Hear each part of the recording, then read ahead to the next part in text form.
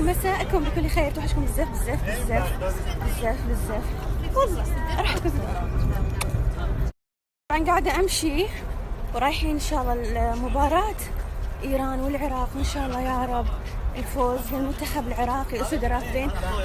اتمنى لهم ان شاء الله كل التوفيق يا رب. وقاعدة امشي، لفيت اليوم كرة ارضية كلها بس علشان نحضر المباراة.